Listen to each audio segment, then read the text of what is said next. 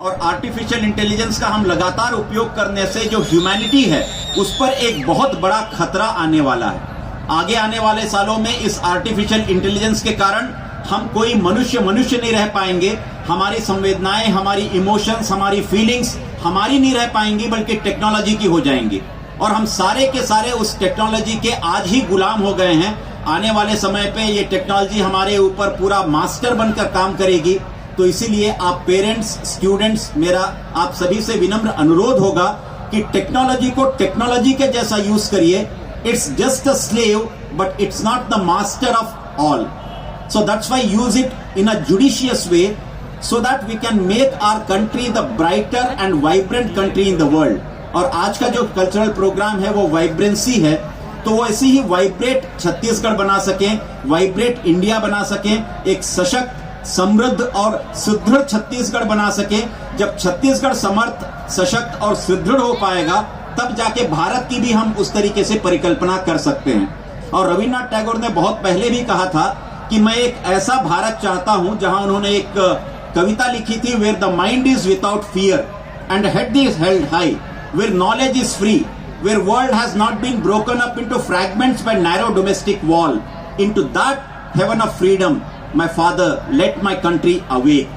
तो हम एक ऐसे भारत को बनाएं जहां डर न हो, जहां शब्दों में किसी प्रकार का विभेद न हो, जहां सारे लोग एक हार्मनी में रहें और सारे के सारे लोग सारी चीजों का एक तरीके से पालन करते रहें। और यही ह्यूमन वैल्यूज जो है एक पेरेंट्स होने के नाते हमें और हमारे वार्ड्स को या हमारे बच्चों को भी हमें इनकलकेट करने की जरूरत है, क्योंकि हमारी संस्कृति, हमारी सभ्यता, हमारे रिचुअल्स और हमारी बोली, हमारी भाषा वो हमारी अपनी है और वो लगातार चलती जाए, इसके वाहक हम बने।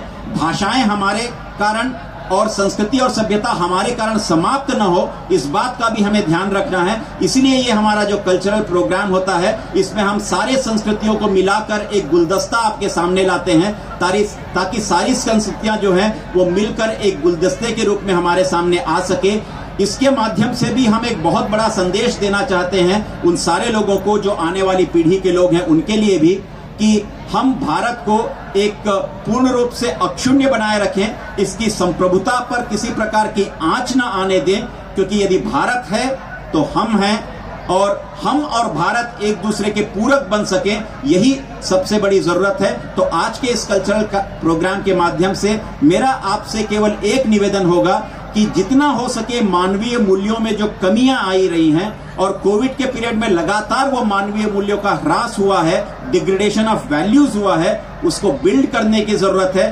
तब जाकर हम इस NEP 2020 को सही रूप में आत्मसात कर पाएंगे और जैसा कि विजन है कि हम विकसित भारत को निर्माण कर पाएंगे 2047 तक। अभी तक हम हमेशा कहते हैं प्रगतिशील भारत, विकसित भारत अभी तक नहीं हो पाया है, तो 2047 तक हम एक विकसित भारत की परिकल्पना को साकार करें। इसी के साथ मैं अपनी वाणी को विराम देता हूं। आपने मुझे यहां आमंत्रित किया, so I am highly thankful and I pay my regards to the school for inviting me as the chief guest. Thank you very much.